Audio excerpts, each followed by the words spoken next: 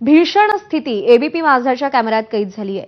निमगावातले शेतकरी भरत शिंदे आणि पत्नी कौशल्या शिंदे यांच्या घरातील संपूर्ण साहित्याचं नुकसान झालंय आणि हे पाहून वयोवृद्ध दाम्पत्याच्या डोळ्यातून अश्रूच्या धारा लागल्यात।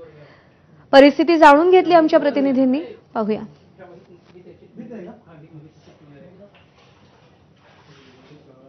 या गावामध्ये जवळपास 50 ते 60 घरामध्ये अक्षरशः पाणी घुसलेलं आहे पुराचं। त्यामुळे मन सुन्न करणारी ही दृश्य आहे। अतोनात नुकसान झालेलं आहे।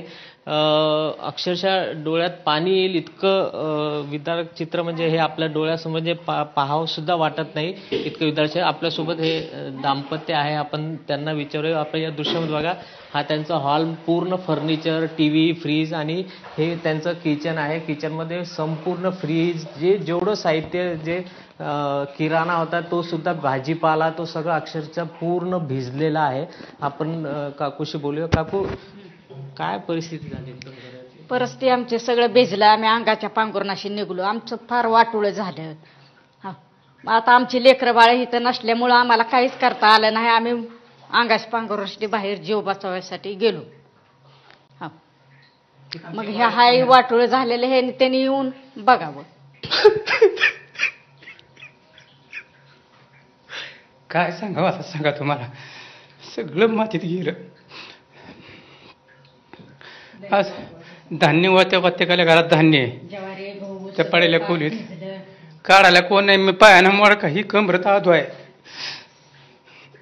होय। गावची पोरं काढलो तोर माझं घर एकदम खाट्यात आहे। अचानक पाणी आलं। 50 वर्षात कधीच आलं? मला 66 वय चालू आहे, आजपर्यंत पाणी नाही का असं आलं। 2 पोराचे लग्न झाले, दोघांचे सामान इथंच ठेवले, त्यांनी तिकडे नेलं नाही। कसं न्यायचं तिकडे, कुठे ठेवायचं भाड्या तरी खोलीत, म्हणून ते आपल्या इथंच राहू द्या म्हणली। पाठवलं झालं।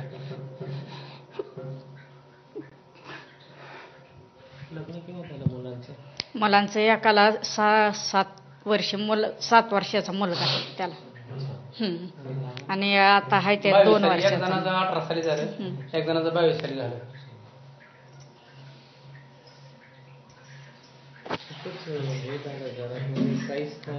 काहीच नाही राहिलं, खायची प्यायची काय तुम्ही बघता की काय राहिलंय का?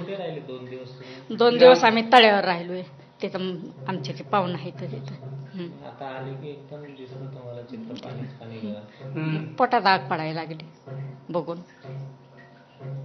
काय करायचं। अनेक घर आहे या गावामध्ये जे पावसामुळे झालेले आहे, परंतु या दाम्पत्याचं सर्वात जास्त नुकसान एबीपी माझाच्या निदर्शनास आलेलं आहे। कॅमेरामॅन अमोल देशमुखचा प्रणय निर्माण, एबीपी माझा, सोलापूर।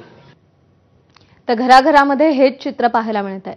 उपमुख्यमंत्री एकनाथ शिंदे आणि धाराशिवचे पालकमंत्री प्रताप सरनाईक पूरग्रस्त धाराशिवच्या दौऱ्यासाठी ठाण्याहून रवाना झालेत। धाराशिवमधील नुकसानाची शिंदे आणि सरनाईक पाहणी करणार आहेत। धाराशिव जिल्ह्याला मुसळधार पावसानं झोडपलं असून शहरांसह शेतीचं मोठं नुकसान झालंय।